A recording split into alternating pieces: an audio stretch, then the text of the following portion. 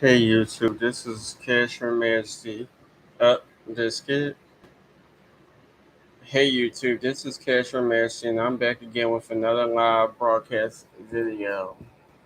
And in today's video, I just want to speak a little bit about the movie Till, which is the Emmett Till story. It came out about a few years ago.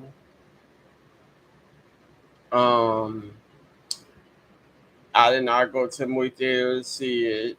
It took me a while to finally see it. I had to try to look up some websites that played movies for free, and I found this one website. But as I was trying to watch the movie, like the website was acting up. It kept it kept pausing. I kept having to start it over. It kept freezing on certain scenes. Like it was just doing the absolute most. But I wanted to watch the movie throughout with no issues, no errors, no nothing. And I pretty much can say after watching the movie, I pretty much agree with a lot of things that other YouTubers have been saying during their reviews. I have watched a lot of reviews for the movie. I have watched a lot of people upload clips from the movie. I've watched just a lot of different stuff speaking on the movie. And one thing I will say is don't get me wrong, it was a pretty good movie for the most part. It's just the fact that number one, my opinion is I feel like there was no need for the movie because not too long before the movie was released, we already had Women of the Movement, which was a series telling Emmett Till's story. Not only Emmett Till, but his mother, Mamie Till. Women of the Movement pretty much had 6 episodes. It was streamed on for my Philly people. I believe it was streamed on ABC, if I'm not mistaken, and it was also streamed on Hulu.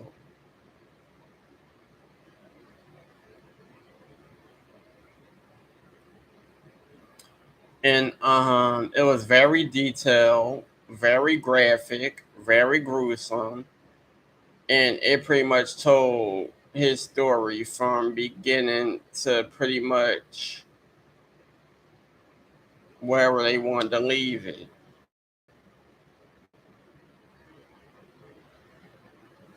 As for the movie, I just feel like they took out a lot that the series um they took out a lot of stuff that the series had, such as they did not show the beating. They did show Emmett being taken from Moses' right house.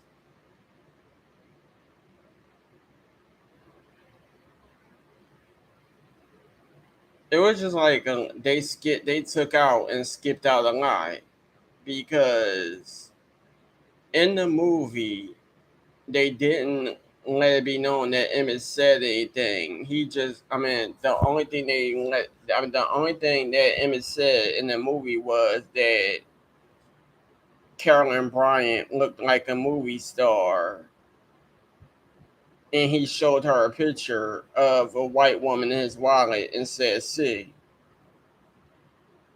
She took it very offensive. His one of his cousins or whatever dragged him out the store, and once he was out the store and he seen that she was following after him, he wolf whistled at her, which caused everybody to freeze, trying to realize what Emmett just did. And then they realized that Carolyn was going. They felt like Carolyn was going to go get a gun from out the car, and everybody just started running. Um, Like I said, like it was just a lot.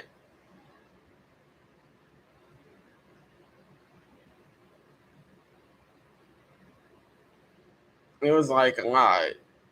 Like you rarely had any moments. It was like a couple of short moments with Emmett between Emmett and his mother.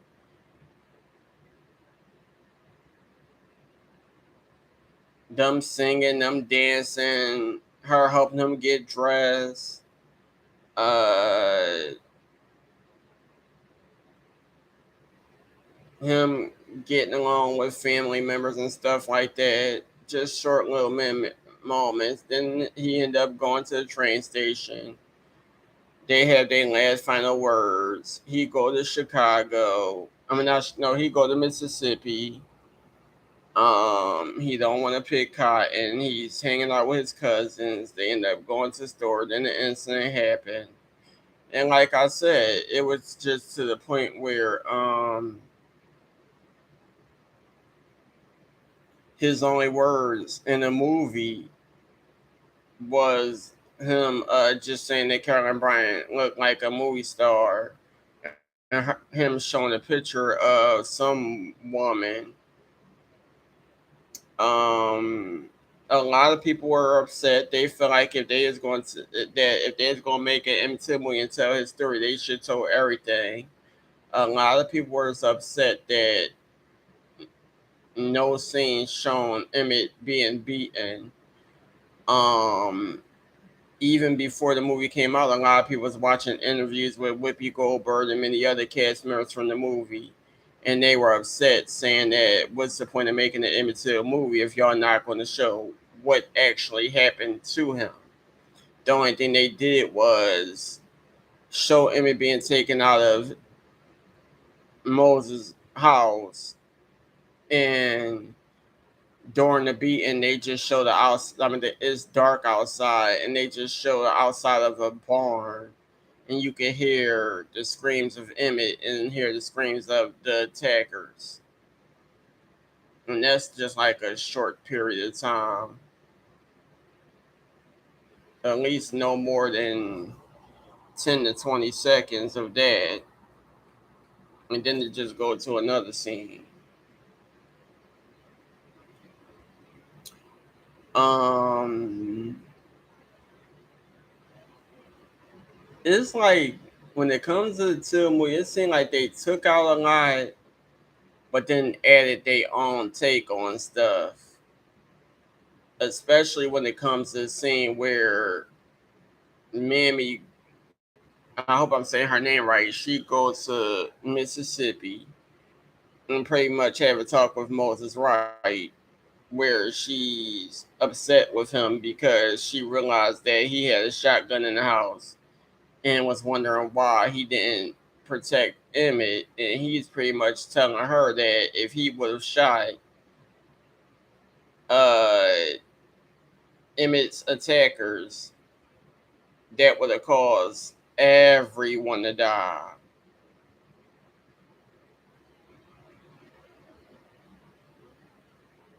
Um,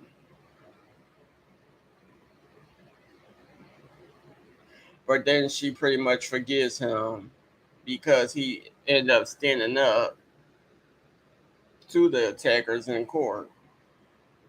Um, I don't want to tell the full. I mean, I don't want to tell the full movie because I probably missed. I mean, don't remember everything that happened in the movie, but I'm trying to remember some stuff. Another thing that always bothered me about the Emmett Till story is the fact that black men were involved in the beating. They pretty much was involved in the kidnapping. There's involved in the beating. There's involved in Emmett's body being dumped. And I pretty much believe that they were involved in the attackers finding out where Emmett was from, where to find him, who he was related to, and stuff like that. Because the story goes that I didn't want to say everyone's name, but the story goes that Carolyn Bryant felt like she handled it herself, and she was not going to tell uh what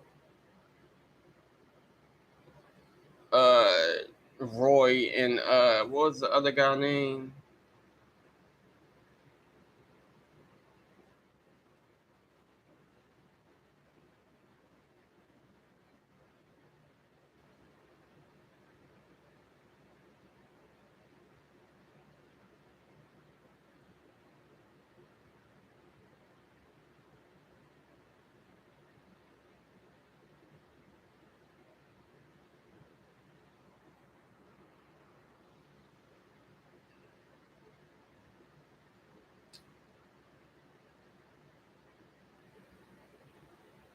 You know what? I'm gonna just go on Wikipedia and read a little bit of stuff. I'm not gonna read the whole Wikipedia page because it's a lot to read. And y'all know how I get on here. I'll be reading stuff and mispronouncing words. And I'm pretty sure that I have spoken about Emmett Till in previous videos. And I'm pretty sure I also spoke about this movie and other Emmett Till related things in previous videos. So,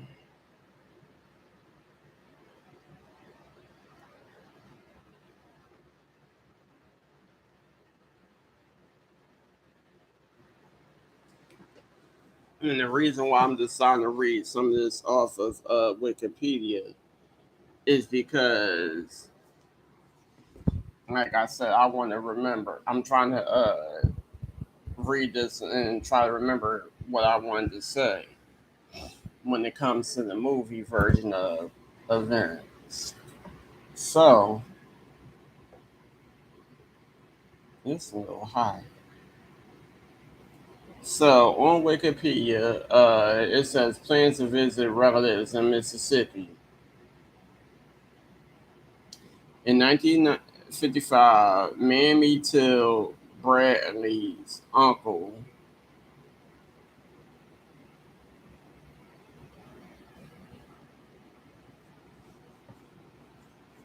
64-year-old Mose Wright, visited her and Emmett in Chicago during the summer and told Emmett stories about living in the Mississippi Delta.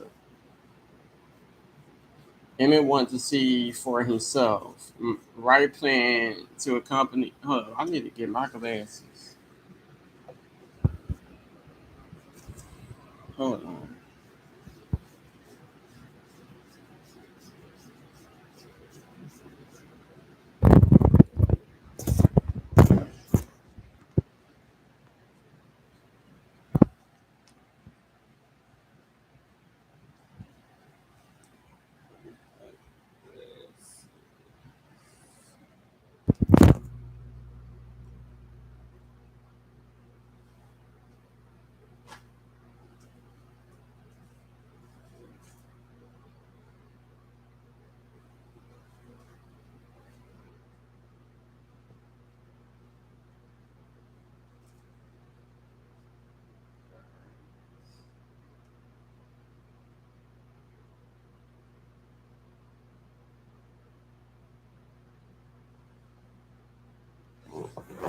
All right.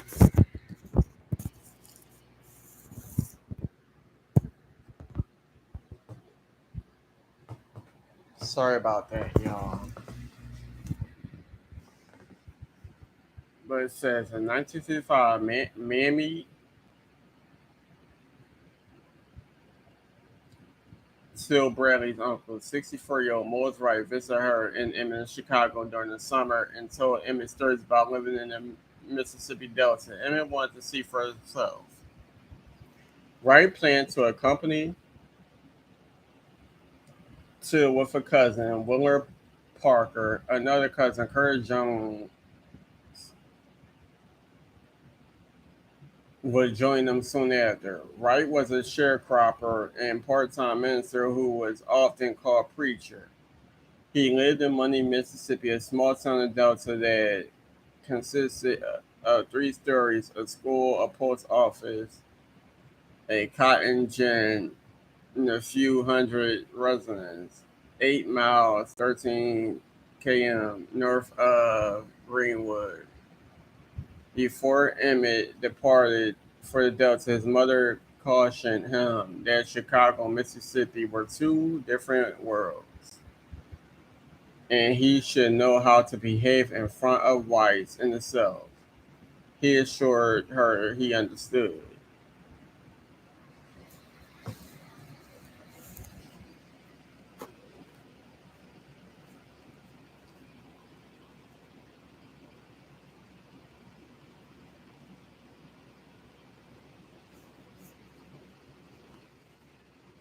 I don't want to read every damn thing, but it finishes off saying a week before Till arrived to Mississippi, a black activist named Lamar Smith was shot and killed in front of the county courthouse in Brookhaven for political, organizing. 3 white suspects were arrested, but they were soon released.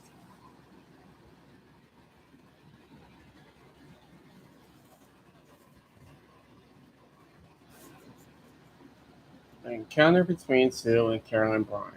Till arrived at the home of Moses and Elizabeth Wright in Money, Mississippi on August 21st, 1955.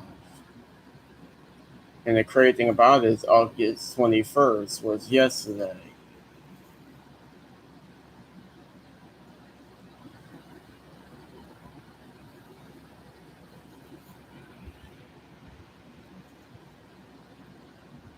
On the evening of August 24th, Till and several young relatives and neighbors were driven by his cousin, Maurice Wright, to Bryant's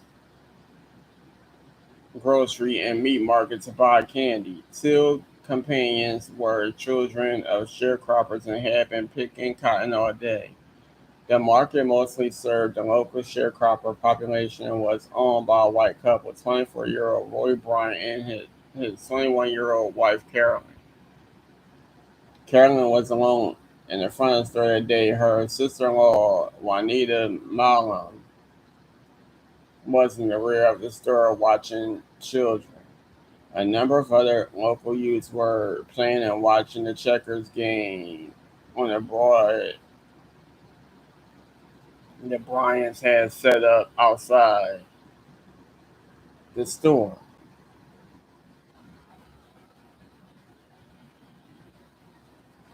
The effects of what took place in the store are still disputed.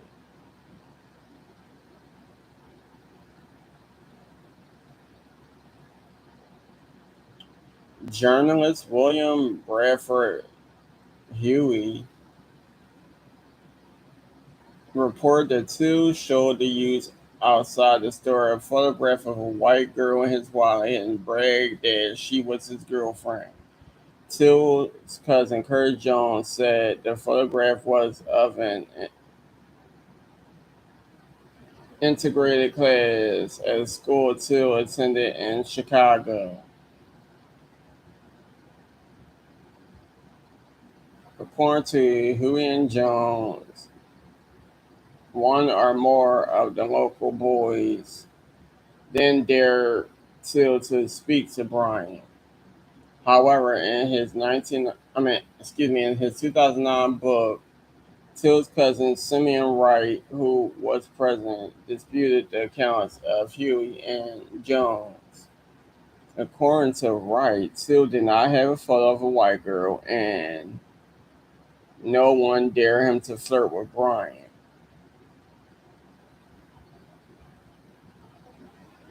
Speaking in 2015, Wright said, we didn't dare him to go to the store." The white folks said that they said that he had pictures of his white girlfriend. There were no pictures They never talked to me. They never interviewed me. The FBI report completed in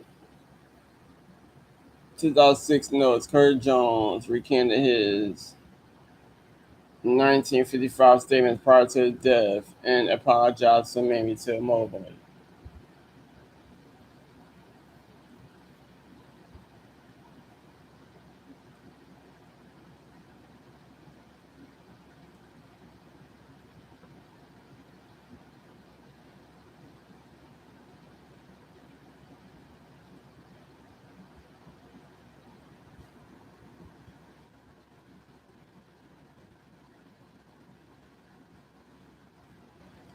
According to Simeon Wright and Willard Parker, Till Wolf whistled at Brian.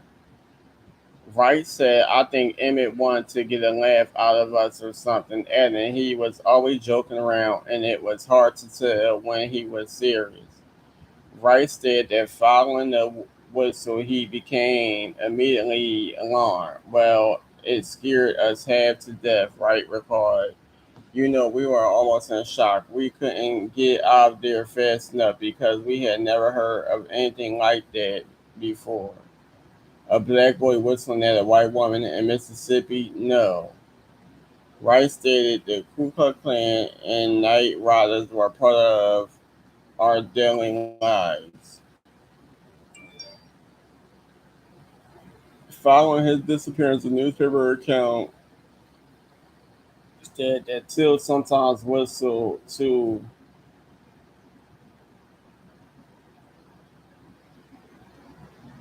elevate his stuttering.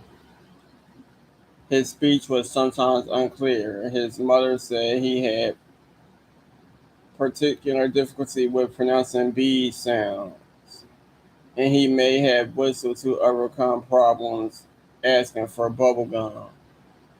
She said that to help with his articulation, she taught Till how to whistle softly to himself before pronouncing his words.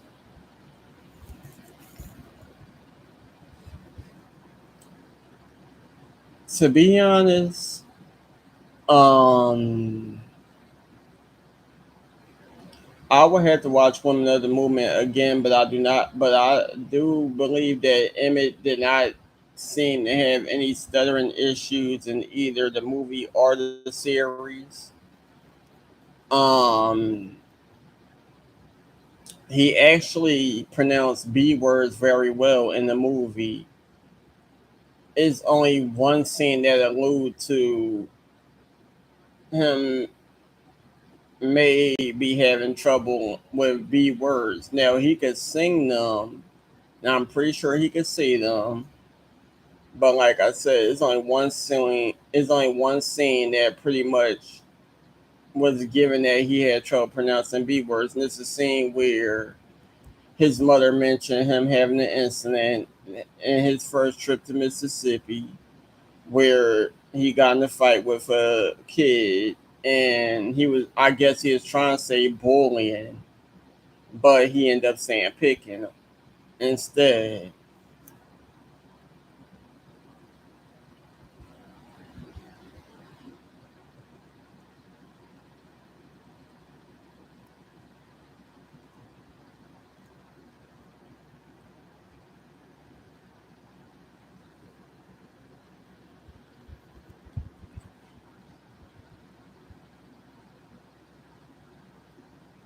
And yes, they did. They did tell a lot when it came to the murder trial, because now it's Wikipedia said during the murder trial, Brian testified that Till grabbed her hand while she was stocking candy and said, "How about a date, baby?"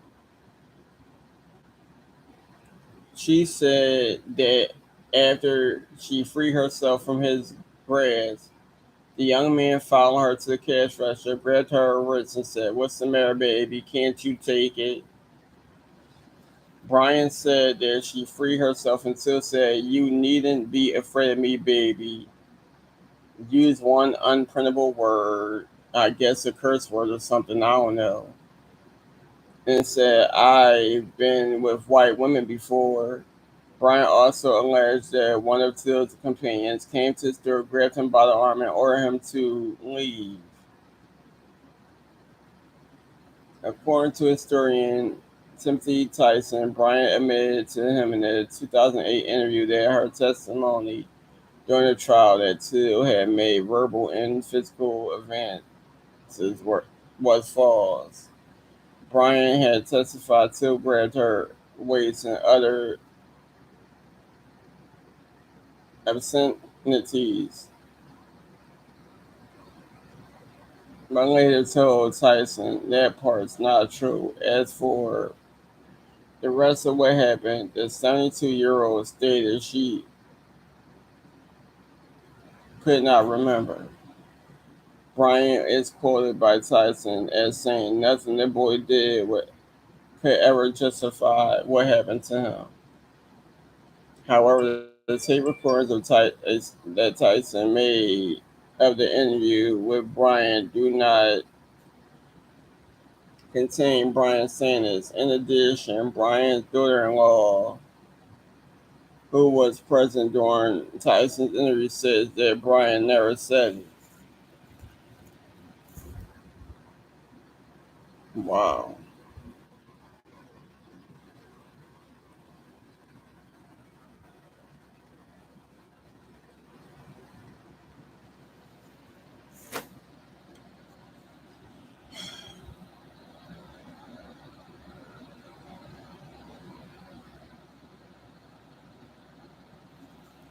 Decades later, Simeon Wright also challenged the account given by Carolyn Bryant at the trial. Wright claims he entered the store less than a minute after Till was left inside along with Bryant, and he saw no appropriate behavior and haven't heard no luxurious conversation. Wright said Till paid for his items and we left the store together. In their 2006 investigation of the cold case, the FBI noted that the second anonymous source, who is confirmed to have been in the store at the time until and his cousin support Wright's account.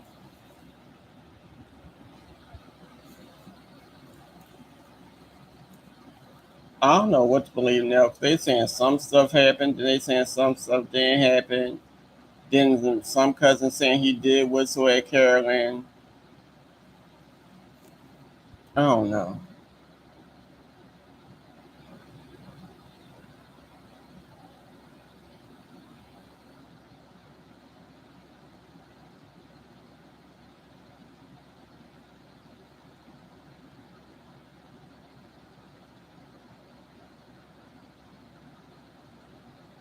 It's like I don't want to feel like uh, reading everything, but it's a lot.